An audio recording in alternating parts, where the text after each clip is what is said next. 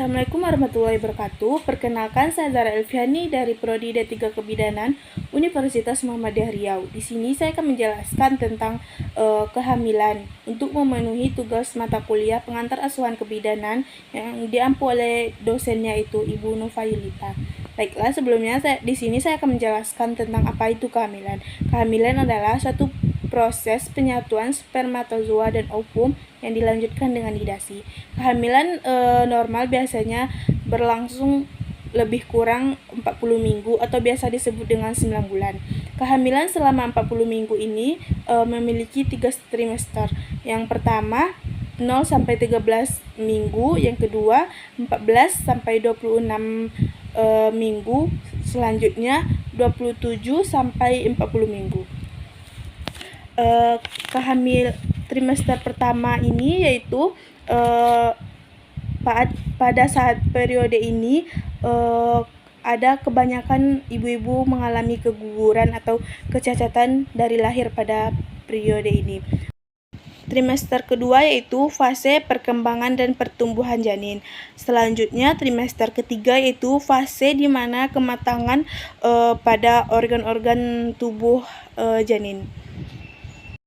Kehamilan, ibu hamil memiliki beberapa tanda-tanda atau gejala seperti telat haid, mual muntah di pagi hari atau biasa disebut dengan morning sickness, payudara nyeri, puting menggelap, kram perut, ngidam, emosional, keluar bercak darah dari vagina atau biasa disebut dengan pendarahan implantasi, merasa lelah, dan buang air kecil.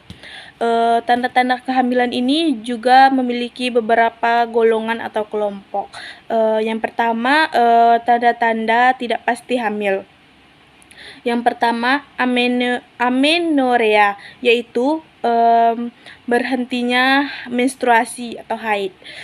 Ini adalah satu kejadian dari konsepsi dan nidasi yang bisa menyebabkan tidak terjadinya menstruasi. Untuk memperkirakan usia kehamilannya, ini bisa dihitung dengan cara menghitung hari pertama haid terakhir. Yang kedua yaitu ngidam atau menginginkan makanan tertentu. Ngidam ini biasanya terjadi pada bulan pertama kehamilan dan biasanya akan menghilang seiring dengan tuanya kehamilan. Selanjutnya mual dan muntah. Mual dan muntah ini merupakan suatu gejala umum yang terjadi pada ibu hamil yang ditandai dengan rasa tidak enak serta muntah yang berkepanjangan atau biasanya dalam bahasa kedokteran disebut dengan morning sickness. Selanjutnya yaitu pingsan.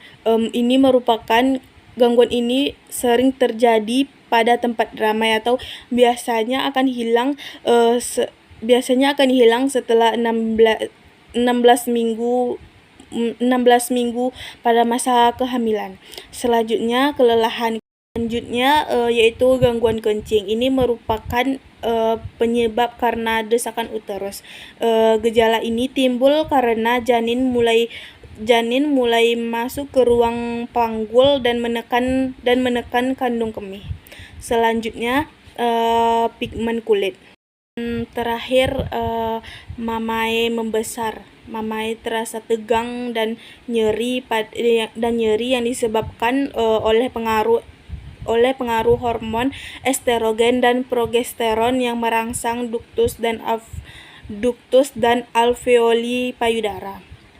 Yang kedua yaitu tanda-tanda kemungkinan hamil. Tanda-tanda kemungkinan hamil ini yaitu pertama, uterus membesar, tanda Hegar, tanda Gudel, tanda Chadwick atau vulva berubah warna menjadi warna keunguan, tanda Piszczek, tanda Braxton Hicks atau merupakan peregangan sel-sel otot uterus.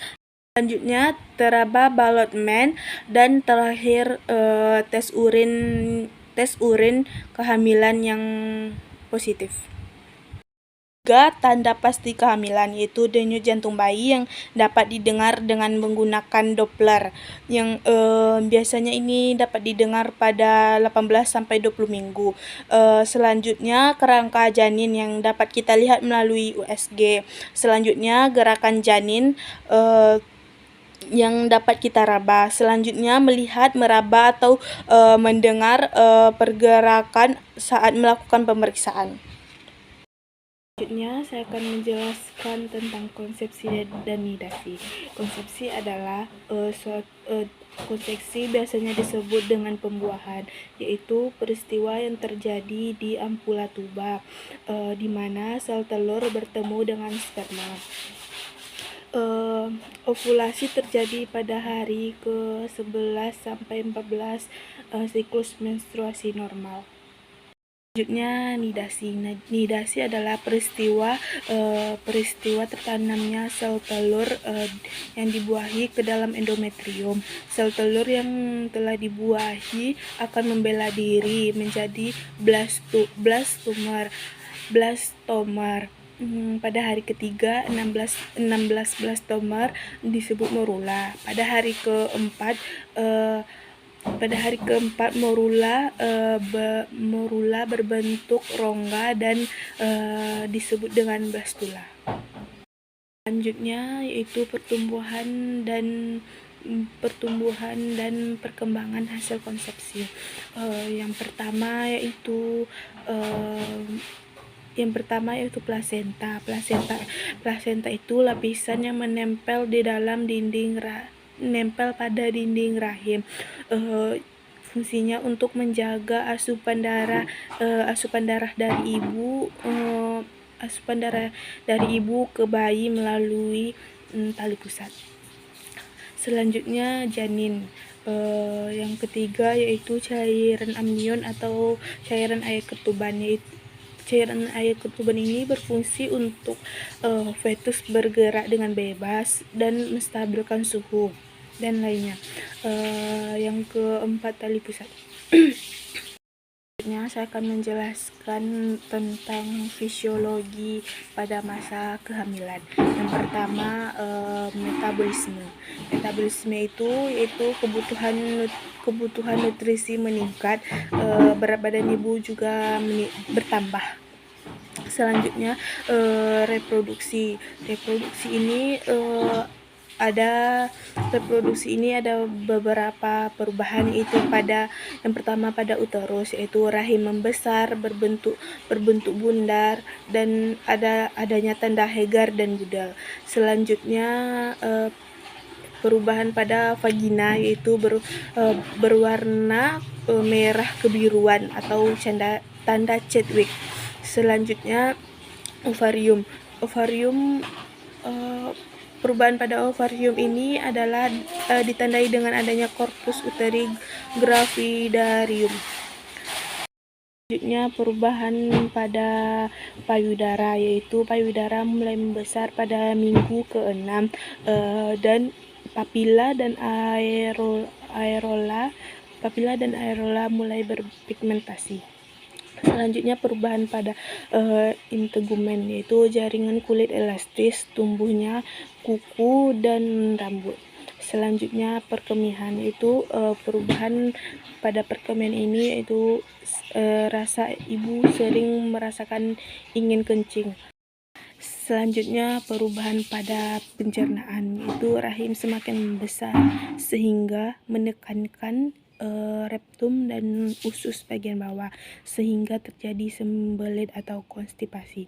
Selanjutnya perubahan pada pernafasan, yaitu adanya dorongan rahim yang membesar, maka akan terjadi desakan diafragma. Selanjutnya perubahan pada endokrin. Perubahan pada endokrin ini adanya perubahan pada hormon estrogen dan progesteron serta hormon prolaktin dan oksitosin. Hormon prolaktin dan oksitosin ini yaitu hormon yang dapat merangsang produksi ASI. Selanjutnya perubahan psikologi pada kehamilan. Yang trimester pertama terbagi menjadi trimester pertama, trimester kedua, dan trimester ketiga.